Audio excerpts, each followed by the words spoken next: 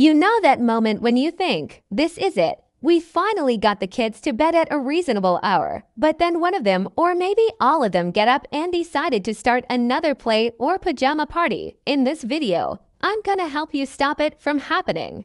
Whether your kids are preschoolers, kindergartners, first graders, second graders, third graders, fourth graders, fifth graders, sixth graders, or even seventh graders, I've got some tips for you to end the chaos and help your kids go from resisting bedtime to actually wanting to go to bed.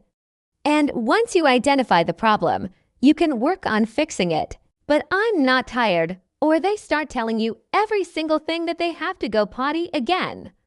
And look at the ceiling while you sing them a song or play white noise.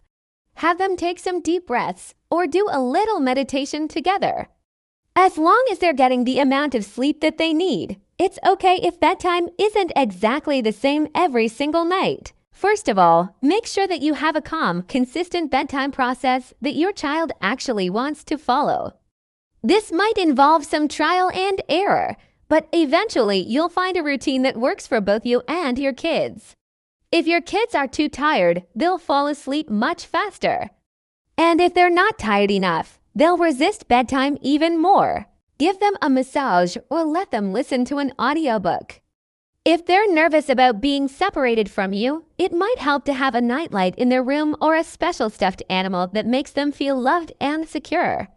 If your kids are old enough, teach them how to use a weighted blanket or a breathing app to help them relax. So let's talk about 3 mistakes that you may be making at bedtime. What you can do instead. Kids thrive on routine, so it's important to have a general idea of what's going to happen at bedtime. It's a chance to help them develop healthy habits that will last a lifetime. So make bedtime a bridge, not a battlefield. And remember, you've got this. Liking this video and following for more helps me keep making videos just like this. So thank you. Now let's go make bedtime better. However, sometimes we need to be flexible. And then how you can turn bedtime from a battle into a breeze. They need a drink of water.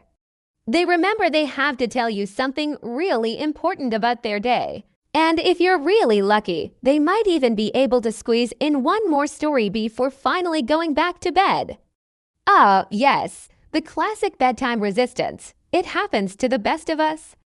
We think that we need to get them into their jammies, brush their teeth, read them a story, tuck them in, and then they will fall asleep. This is basically a visual reminder that it's time to start winding down for bed. You could use a timer, a visual schedule, or even a special song.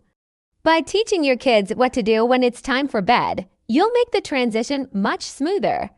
But sometimes our kids need a little bit more help winding down. I'm a mom of 6 kiddos, and I've been where you are, pulling my kids off of bunk beds and couches and chairs, and I have learned a few tricks along the way. First of all, let's talk about mistake number 1, thinking that the only reason your kids don't want to go to bed is because they're not tired. Now, it might seem obvious that we think our kids need to be tired to go to bed, but there are other reasons why they might be resisting. Are they nervous about being separated from you? Maybe they had an overstimulating day and their brains are still revved up. Maybe your bedtime routine is all over the place and they don't know what to expect. Or maybe they're just trying to get one more story out of you. In order to stop the bedtime battle, you need to figure out the real reason your kids don't want to go to bed. Now, the next mistake is mistake number 2, thinking that you have to force your kids to go to bed.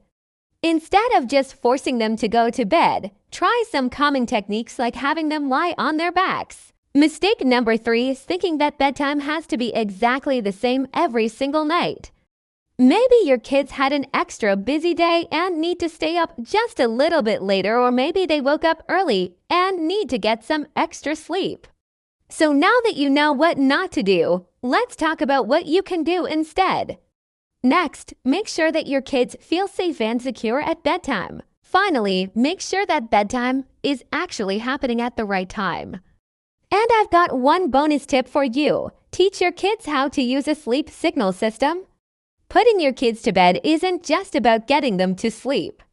It's also about teaching them how to rest, regulate, and reset.